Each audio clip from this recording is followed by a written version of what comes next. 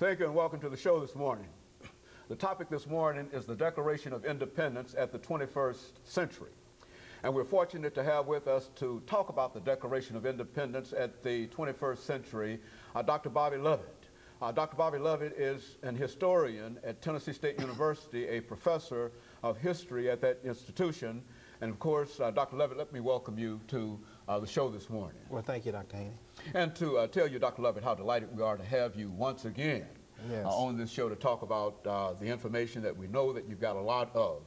As a matter of fact, we've got a number of shows that we've done with you, and some of the shows that go back to 1995. But we still believe that they're of very, very significance dealing with the kind of information that you delivered to us. And I often think about the African American and the Constitution of the United States. I think you did that show with us back in 1995. Yes. But still it is, I think, one of the best pieces of information dealing with the African American and the Constitution that we have. And we'd like to do the same thing with this Declaration of Independence show. As a matter of fact, we've had you with 2 or 3 other individuals to talk about this same topic, the Declaration of Independence, over the many years. And what we like to do today is to really make this the mother of all Declaration of Independence shows, in the sense that we believe that it is the Declaration of Independence at the 21st century, to give you an opportunity to talk about it from that perspective. But before we get into that, Dr. Lovett, let's talk about Dr. BLovett and to have you to give us some information about your background, your education, and some of the things that were important in terms of leading you to where we are today. Okay. Well, I'm a native of Memphis, Tennessee. I was born and raised in Memphis, finished Booker T. Washington High School, went to Arkansas A&M State College for my bachelor's in history and political science. I went on from there to the University of Arkansas for my master's, taught at Eureka College in Illinois, and came to Tennessee State University in 1973. Returned to the University of Arkansas in the meantime and finished my PhD degree in history. My dissertation was on the Negro Civil War in Tennessee, where I covered black soldiers in the Union Army, contraband camps, and the general life of African Americans in Tennessee during 1861 to 1866, when the Civil War was going on. That is mainly my specialty area. But since then, I have dealt in African American history, mostly in the 19th century, and lately I've been doing some research and writing in the 20th century. The latest book I'm completing is a book on the biography of the Civil Rights Movement in Tennessee from about 1935 to the present. And I'm also working on a book on the history of Tennessee State University. And I just completed an article in a book from the University of Arkansas Press on James C. Napier, who was an African-American leader in Nashville, and did another chapter last year on William Edmondson. That is in a book called The Art of William Edmondson, published by the University of Mississippi University Press, 2000. And 1999, my major book, The African American History of Nashville, Tennessee, from 1780 to 1930, was published by the University of Arkansas. And so, Dr. Lovett, you've quite a number of scholarly works in all of these areas dealing with the African American experience. But let's talk about the Declaration of Independence itself. What is this document that was issued in 1776 declaring independence and et cetera? Let's talk about it from that perspective until the end of this particular segment.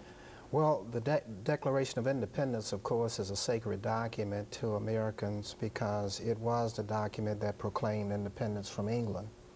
And at that time, as you know, England was the owner of and the controller of the 13 colonies, which were under British control.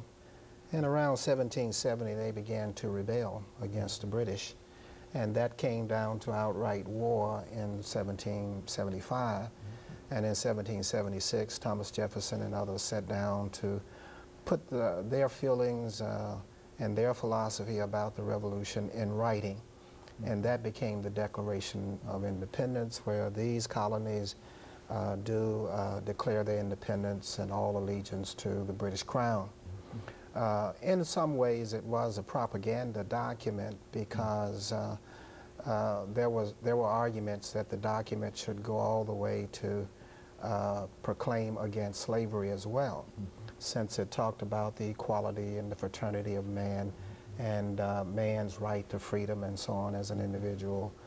But the language was changed at the last minute to not anger those colonies that depended heavily upon slavery, especially Virginia and North Carolina and South Carolina and the colony of Georgia in South Carolina, which are the southern colonies at that time, as well as Maryland had heavy slaveholding during that period of time. Thomas Jefferson himself, called the author of the Declaration of Independence, was a large slave owner, and he was from Virginia, of course. And so they watered the language down that all men are endowed with the unalienable rights, you know. Really, it was much stronger than that. But they compromised, and if you read the Declaration of Independence, it sort of lays the blame of slavery upon Britain and says, you know, that Britain is responsible for transporting all these alien persons from Africa, you know, over to North American continent. But nevertheless, the language could not be changed in such a way as to deny that all men had the right to freedom and equality. However, as you know, slavery continued to exist in the 13 colonies, and that, of course, was a contradiction of the document itself. Now, as you know, we beat the British in 1780, and for all practical purposes, the Revolutionary War was over. It wasn't until 3 years later, 1783, that the Treaty of Paris was signed, and that treaty between the British and the 13 colonies did give them independence and also gave them land all the way to the Mississippi River that had been under the British.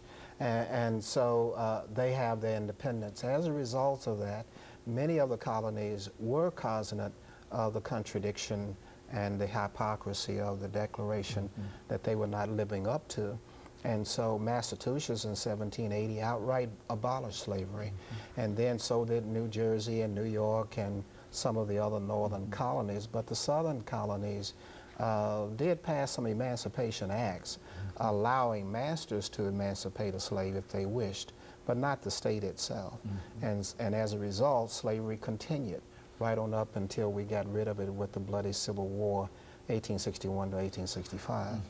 And so, Dr. Lovett, and I think you mentioned slavery in connection with the Declaration of Independence on several occasions. Let's talk about, and of course we're getting ready, I would imagine, within the next minute or so for our first commercial break.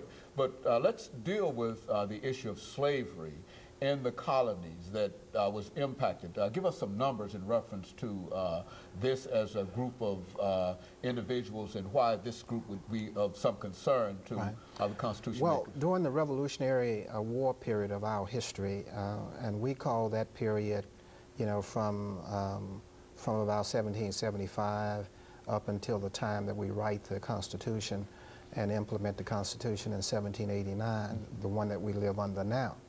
And from 1789 up until about 1830, we call that the New Nation period, when we were building a nation as a result of that Constitution. And at that time, during the Revolutionary War period, African Americans, believe it or not, were about 1 out of every 4 persons in the 13 colonies. By 1790, they are still about 1 of every 4 persons in the colonies, and 90% of them are slaves. The northern states are passing acts to gradually get rid of slavery, gradual abolition acts as we call them. The southern colonies are doing a little bit, but then along comes the cotton gin, along comes the demand for textiles in Europe, and slavery explodes in the South. Let me interrupt here for this short commercial break, after which we'll come back and we'll allow you to continue that conversation. Topic is the Declaration of Independence.